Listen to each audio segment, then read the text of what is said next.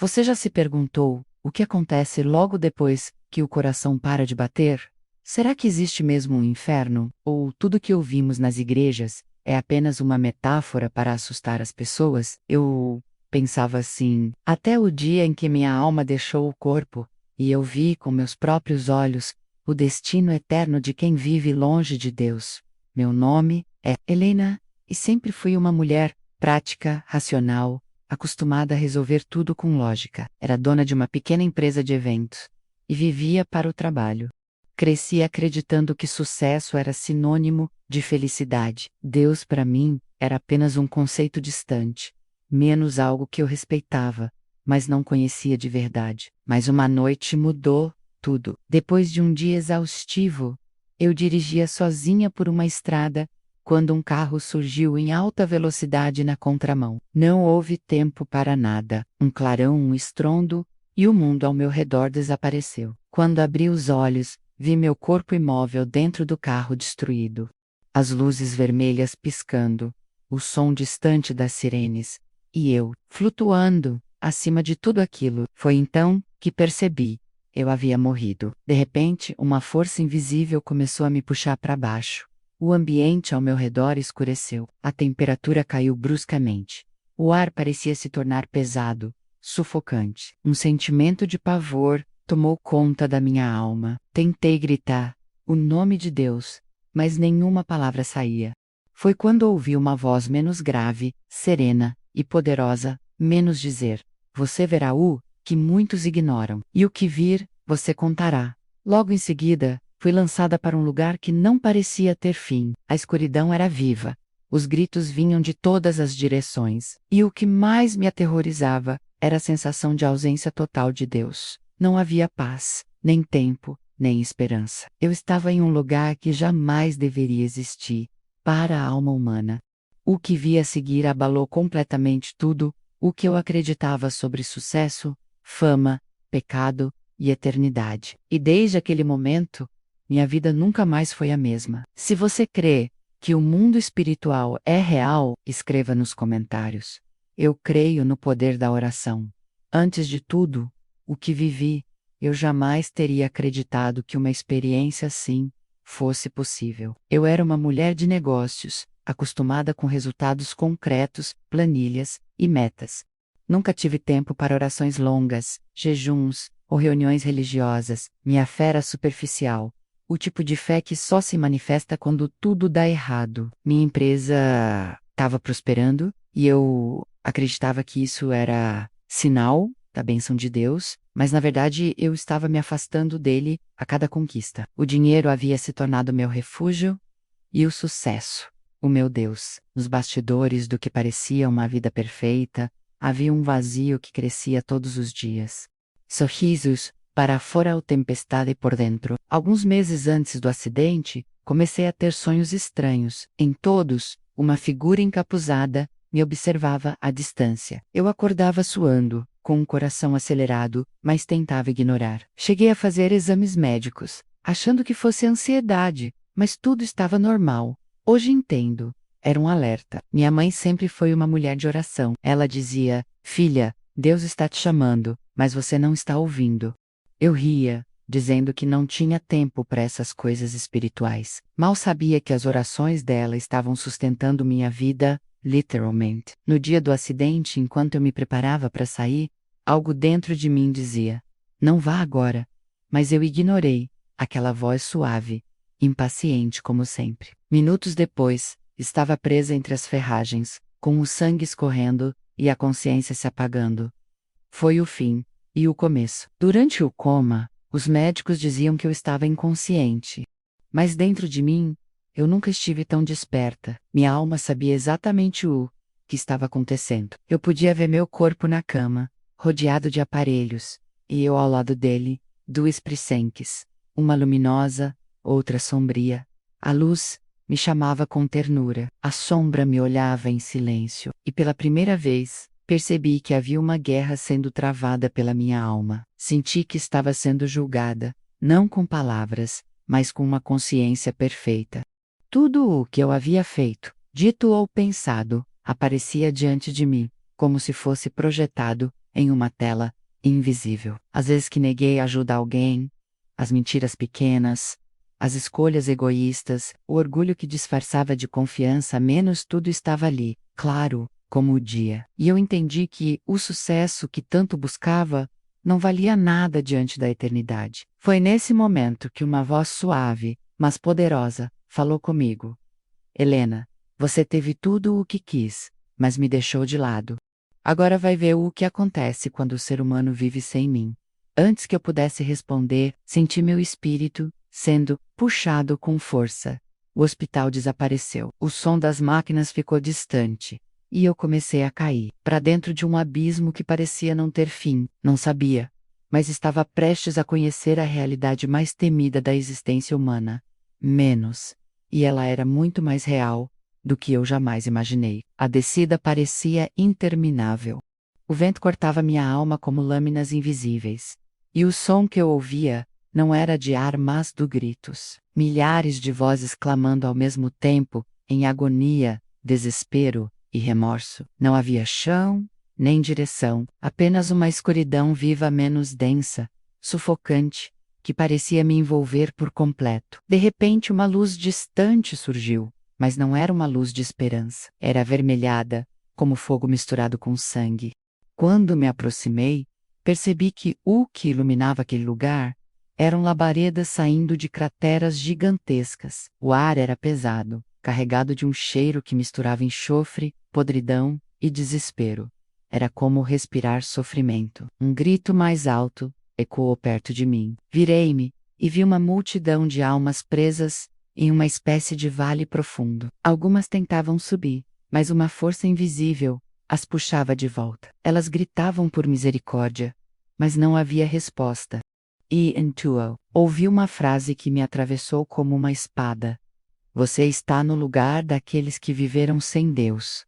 Aquela voz vinha de um ser de luz, ao meu lado. Ele tinha aparência humana, mas irradiava autoridade. Sou teu guia, disse ele. Fui enviado para te mostrar o que muitos se recusam a acreditar. Tentei falar, mas minhas palavras pareciam presas dentro de mim. Por que estou aqui? Perguntei com a alma tremendo. Porque você escolheu viver longe da presença de Deus. E Ele, por misericórdia, quer que você veja o que está em jogo antes que seja tarde. Conforme caminhávamos, comecei a perceber detalhes que me fizeram estremecer. O chão era irregular, coberto por pedras incandescentes que pareciam respirar. Das fendas saíam vapores e gemidos. Senti algo tocar meu pé e olhei. Era uma mão deformada, tentando segurar a minha. O rosto que emergiu das sombras era irreconhecível, mas seus olhos imploravam por ajuda. Diga a eles que é real, gritava a alma. Diga a eles que o inferno não é símbolo, é sentença. Meu guia me explicou que cada alma ali revivia eternamente as consequências do que amou mais do que a Deus. Alguns foram devorados por correntes douradas, símbolos de avareza. Outros tentavam apagar chamas com taças cheias de ouro derretido, reflexo da idolatria ao dinheiro. Havia também os que se mordiam e se atacavam, presos em uma raiva que jamais cessava. Esses são os que viveram de aparência, disse o anjo. Pregavam amor, mas alimentavam ódio. Caminhamos por um corredor estreito, e à medida que avançávamos, percebi que cada ambiente refletia um tipo de pecado. Em um deles, vi almas correndo atrás de espelhos que se quebravam em suas mãos. Esses são os vaidosos, explicou ele. Viviam para o olhar dos outros, mas nunca olharam para o próprio coração. Em outro setor, o som era de música, menos mas distorcida, como um coral de gritos. Havia músicos e artistas ali, com instrumentos que pareciam fundidos em seus corpos. Suas melodias eram lamentos, e seus olhos queimavam em remorso. Eles usaram o dom que receberam para glorificar a si mesmos, e não ao Criador. A arte, quando se torna idolatria, se transforma em tormento. Enquanto ouvia, senti uma dor profunda. Eu também havia vivido para os aplausos, para ser reconhecida, admirada, respeitada, sem perceber. Eu também havia construído meu próprio altar. E naquele lugar, entendi que cada pequeno orgulho terreno pode custar uma eternidade. O anjo me olhou com compaixão. Helena, O que vês é apenas o começo. O inferno não é castigo de um Deus cruel, é a colheita natural da escolha humana. Quando alguém rejeita a luz, o que resta é trevas. Quando rejeita o amor, o que resta é dor. Quando rejeita a presença de Deus, o que resta é ausência eterna. De repente, vi algo que jamais esquecerei. Um homem, vestido como político, tentava cobrir os ouvidos com as mãos, mas os gritos o seguiam. Eu menti em nome da justiça, bradava ele. Prometi ajudar o povo, e usei o poder para me servir. O anjo disse: aqui, toda a máscara cai. Aqui, não há desculpas, só verdades. Os lamentos ecoavam por quilômetros, e cada voz parecia ter um peso próprio. Algumas chamavam por pais, outras por filhos, outras por Deus, mas a resposta era o silêncio mais terrível que já existiu. Senti vontade de cair de joelhos e chorar, mas lá, lágrimas não existem. O desespero não alivia, só aumenta. Foi então que o anjo colocou a mão sobre o meu ombro e disse: tudo isso te foi mostrado para que alertes: o inferno é real, mas o amor de Deus ainda é maior que ele. A porta está aberta menos, mas só enquanto há vida. Se você quer que Deus abra os seus olhos espirituais, escreva agora nos comentários: Senhor, abre meus olhos espirituais. O silêncio repentino foi mais aterrorizante do que todos os gritos que eu havia ouvido até então. Por um instante, o fogo pareceu cessar, as almas pararam de se mover, e o ar ficou suspenso. Foi então que uma luz começou a brilhar no horizonte. Não uma luz comum, mas uma que penetrava até o mais profundo da alma. Aquela luz não apenas iluminava, ela revelava, e à medida que se aproximava, tudo ao meu redor tremia. Meu guia espiritual se curvou. Ele vem, disse com reverência. Antes que eu pudesse perguntar quem, senti meu coração, ou o que restava dele, estremecer. A escuridão fugia diante daquela presença. Demônios, que até então urravam e se alimentavam do desespero alheio, se escondiam nas sombras como insetos diante do sol. E então, ele apareceu. A figura de Jesus era indescritível. Seus olhos eram como chamas que não queimavam, mas revelavam tudo. Em seu rosto havia poder e compaixão, ao mesmo tempo. Sua presença era amor e juízo, ternura e autoridade.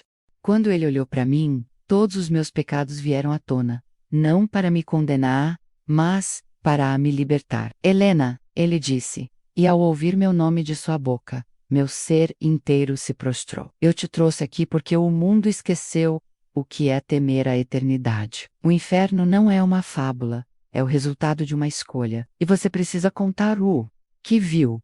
Eu tentei falar, mas minha voz se desfez em lágrimas. Jesus estendeu a mão, e ao seu toque, todas as dores e medos desapareceram. Mas junto com a paz, veio um peso de verdade. Ele apontou para o vale, onde milhares de almas se contorciam. Olhe bem, muitos deles tiveram tudo, fama, riqueza e influência, mas esqueceram que o que realmente importa não é o quanto são conhecidos pelos homens, mas se são conhecidos por mim. Enquanto ele falava, cada palavra era como fogo atravessando meu espírito. Jesus me mostrou como o pecado começa sutilmente menos na vaidade, no orgulho, na busca por aceitação. Vi homens e mulheres que haviam frequentado igrejas, cantado hinos, pregado mensagens, mas cujas motivações estavam corrompidas. Eles me chamavam de Senhor, mas não me obedeciam, disse ele com tristeza. O nome deles estava nas redes, mas não no livro da vida. A dor em seu olhar era indescritível. Era o amor puro ferido pela rejeição dos filhos. Eu morri por todos eles, disse. Mas muitos preferiram o brilho do mundo ao brilho da minha presença. A luz ao redor aumentou. Jesus me mostrou cenas da terra, menos famílias distraídas diante de telas, jovens idolatrando celebridades, crentes divididos entre servir a Deus e servir ao próprio ego. Veja, Helena, ele disse, o inimigo não precisa mais perseguir, ele apenas entretém. Ele troca a perseguição pela distração. E milhões estão dormindo espiritualmente, acreditando que estão vivos.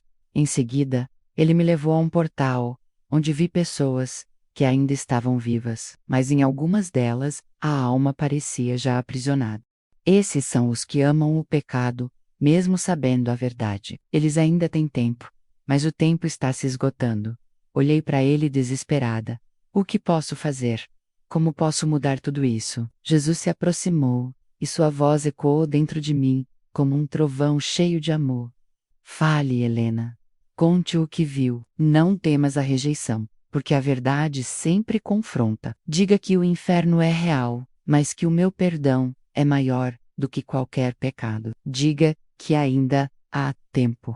Naquele momento, senti algo como um vento forte atravessando todo o inferno. As chamas se tornaram mais distantes. O som das correntes se calou. O rosto de Jesus começou a brilhar com intensidade insuportável. Era como se o próprio céu tivesse descido àquele lugar por um breve instante. Filha, eu te trouxe aqui para lembrar o mundo do que ele esqueceu. A eternidade não é um mito. Cada escolha, cada palavra, cada atitude tem peso espiritual, e muitos estão trocando o eterno pelo momentâneo.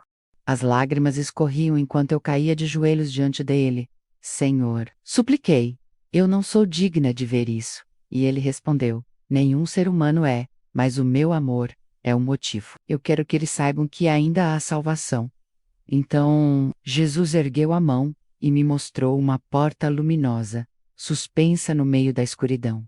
Essa é a saída, disse. Mas quando voltar, não viva mais como antes. Leve esta visão como marca e use-a para despertar os que dormem.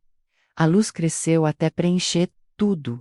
Senti meu corpo ser puxado de volta menos rápido, como se atravessasse o tempo e o espaço. As vozes do inferno ficaram distantes, e de repente o som do monitor cardíaco começou a ecoar. Meus olhos se abriram, e eu estava de volta à cama do hospital. As lágrimas escorriam, e a primeira coisa que disse foi: Jesus, eu vi. Eu vi o que ninguém quer ver. E naquele momento, entendi que não tinha apenas voltado à vida, eu havia voltado com uma missão. Se você crê que Jesus é o único que pode te livrar da perdição eterna, escreva nos comentários. Jesus, abre meus olhos e salva minha alma. Quando abri os olhos no hospital, tudo parecia diferente. As luzes, o som dos aparelhos, o toque das mãos dos enfermeiros, tudo parecia mais vivo, mais nítido, como se o mundo tivesse ganhado novas cores. Meu corpo estava fraco, mas minha alma estava desperta. Ouvi alguém dizer meu nome, e quando virei a cabeça, vi meu filho sentado ao lado da cama chorando. Você voltou, mãe, ele disse, segurando minha mão. Naquele instante as lágrimas vieram como um rio. Voltar significava ter uma nova chance. Eu havia visto o inferno, e sabia que nada seria mais importante do que evitar aquele destino, para mim e para quem eu amava. Os médicos me disseram que fiquei em coma por 12 dias. Segundo eles, eu não deveria sequer ter sobrevivido ao acidente. Mas eu sabia que não era apenas sobrevivência. Era misericórdia, era um chamado. Nos dias seguintes, permaneci em silêncio quase total. Não conseguia assistir televisão, ouvir música ou conversar sobre trivialidades. Tudo me parecia vazio, pequeno demais, diante da eternidade que eu havia testemunhado. Comecei a sentir um peso no peito, não de culpa, mas de responsabilidade. Eu tinha visto demais para continuar vivendo como antes.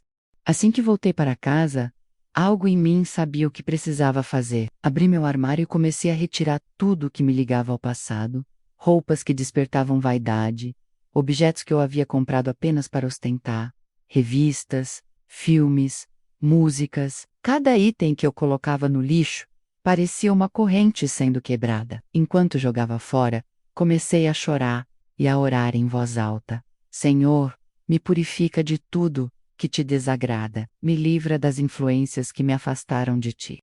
Minha família ficou confusa. Meu filho perguntou: Mãe, por que está se desfazendo de tudo? Respondi com simplicidade: porque nada disso tem valor se a alma está perdida.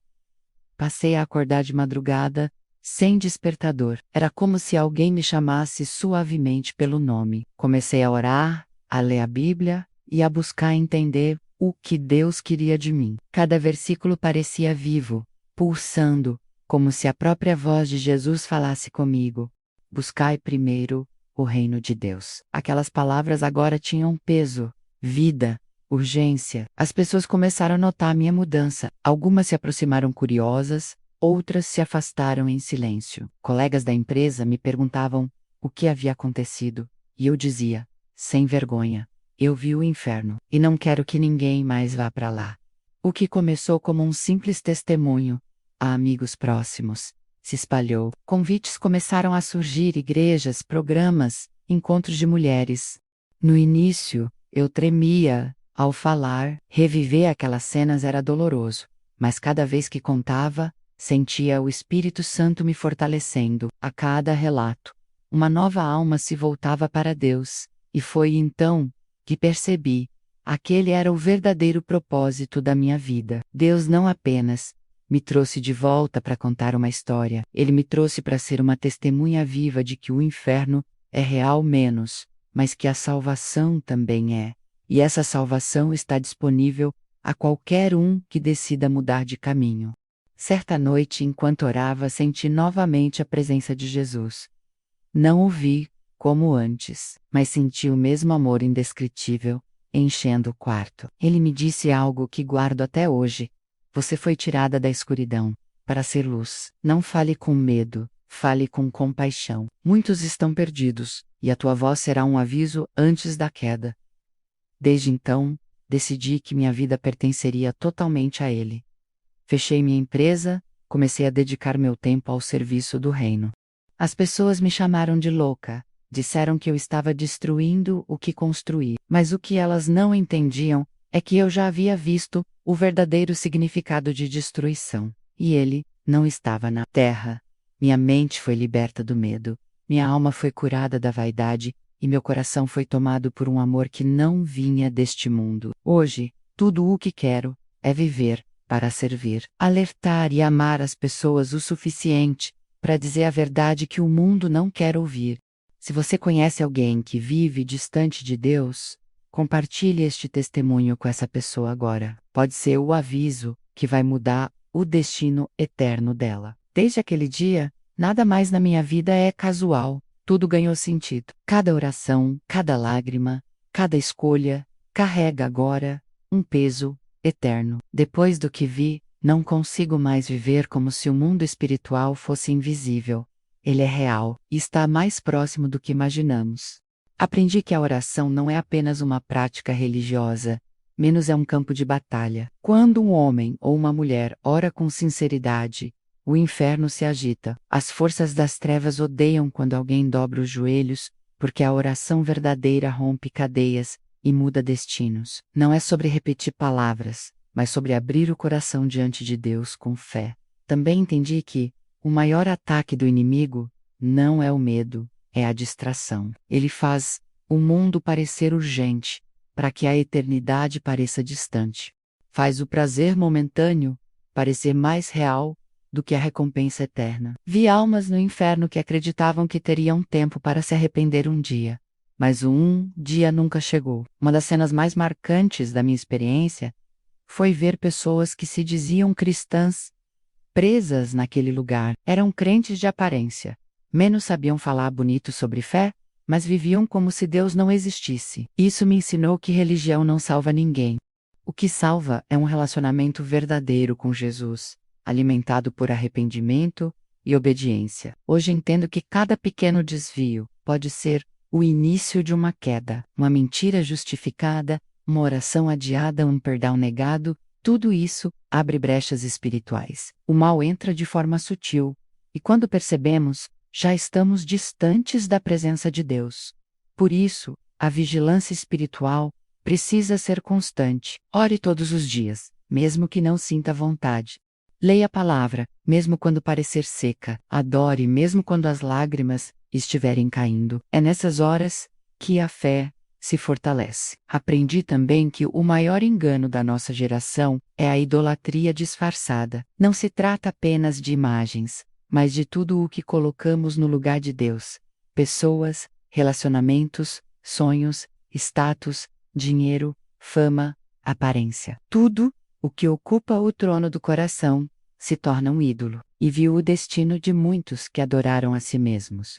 Mas o que mais me impactou foi perceber o poder da intercessão. Havia pessoas que estavam prestes a descer naquele abismo, mas foram alcançadas por uma oração. Vi mães cujas lágrimas foram como escudos para os filhos. Vi esposas clamando por maridos que estavam no limite da perdição. E Deus, movido por amor, concedendo mais uma chance, a oração sincera tem força, que o inferno não suporta.